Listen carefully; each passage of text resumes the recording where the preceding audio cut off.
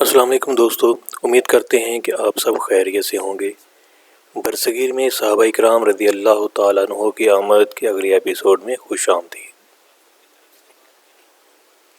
دوستو، برصغیر میں تشریف لانے والے صحابہ اکرام میں ایک اہم نام حضرت حکم بن ابی العاص رضی اللہ تعالیٰ عنہ کا بھی ہے۔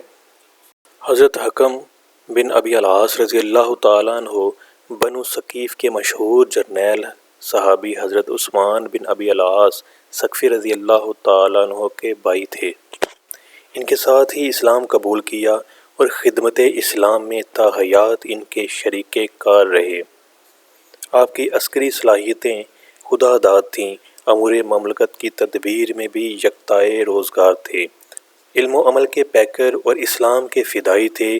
دین کی تبلیغ و اشاعت سے خصوصی لگاؤ تھا۔ آپ کی زندگی کے بارے میں جو واقعات روایات میں محفوظ ہیں، ان سے ظاہر ہوتا ہے کہ آپ کی حیات مستعار کا لمحہ لمحہ اسلام کے لیے وقف تھا۔ فتح ایران میں آپ کی جنگی کارروائیاں تاریخ اسلام کا ایک روشن باب ہیں۔ ہندوستان پر حملہ کرنے والے جلیل القدر صحابہ میں آپ کا نام بھی شامل ہے۔ حضرت عمر فاروق رضی اللہ تعالیٰ عنہ نے جب آپ کے برادر معظم حضرت عثمان بن ابی العاص ثقفی رضی اللہ تعالیٰ عنہ کو عمان اور بحرین کا والی بنایا تو انہوں نے حضرت حکم رضی اللہ تعالیٰ عنہ کو بحرین میں اپنا قائم مقام بنایا اور خود عمان میں قیام فرمایا۔ جب ہندی راجوں مہاراجوں نے اسلام کو نقصان پہنچانے کے لیے بحری کارروائیاں کرنا شروع کیں اور بحری قزاقوں کے روپ میں اپنے پالتو گرگوں کے ذریعے مسلمانوں کے جہازوں کو لوٹنا شروع کر دیا تو حضرت عثمان ثقفی رضی اللہ تعالیٰ عنہ نے اس فتنے کی سرکوبی کے لیے ہندوستان کے اہم بندرگاہوں پر حملہ کر کے ہندیوں کے زور کو توڑنا ضروری سمجھا۔ چنانچہ اس سلسلہ کی ایک مہم کی سربراہی حضرت حکم رضی اللہ تعالیٰ عنہ کے سپرد فرمائی۔ آپ کی قیادت میں اسلامی لشکر کا بحری بیڑا بڑوچ پر حملہ آور ہوا اور سرخرو ہو کے واپس آیا تھا۔ تھانہ کی بندرگاہ بھی آپ نے مسخر فرمائی اور مال غنیمت کے ساتھ فتح کے علم لہراتے ہوئے واپس ہوئے۔ دیبل اور مکران پر ہونے والے حملوں میں بھی آپ شریک رہے۔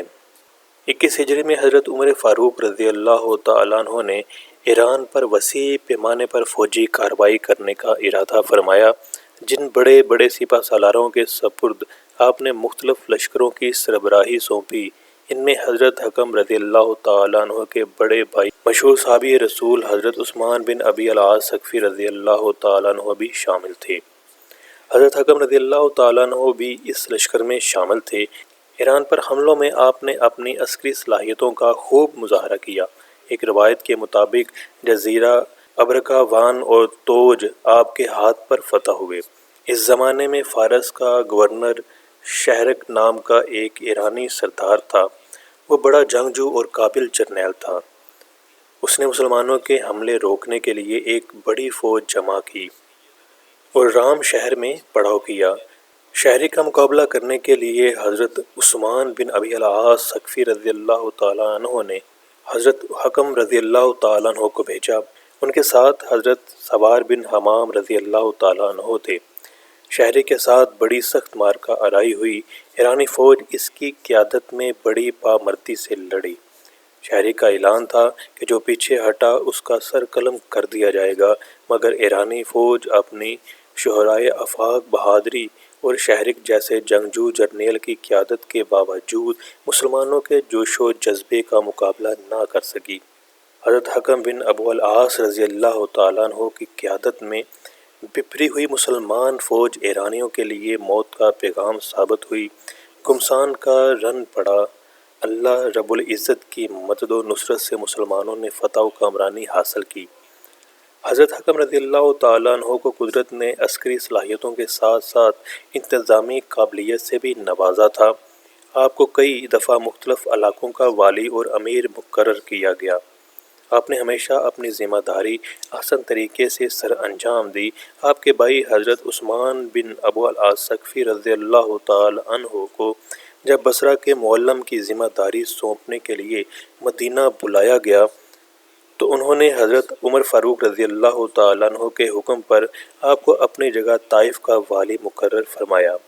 بعد میں حضرت عثمان ثقفی رضی اللہ تعالیٰ عنہ کو عمان اور بحرین کی امارت دی گئی، تو حضرت حکم رضی اللہ تعالیٰ عنہ بحرین میں ان کے نائب کے طور پر خدمات سر انجام دیتے رہے۔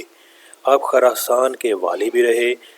زیاد بن ابو سفیان آپ کی زیارت کو باعث برکت قرار دیتا تھا۔ حضرت حکم رضی اللہ تعالیٰ عنہ نے زندگی کا آخری دور بصرہ میں گزارا۔ آپ کا وصال 45 ہجری میں بصرہ میں ہوا۔ دوستو، یہ تھی ہماری آج کی ویڈیو۔ امید کرتے ہیں کہ آپ سب کو پسند آئی ہوگی۔ ہمارے ساتھ جڑے رہیے گا، چینل کو سبسکرائب کیجیے گا تاکہ آئندہ آنے والی تمام ویڈیوز کا نوٹیفیکیشن آپ کو مل سکے۔ فی امان اللہ۔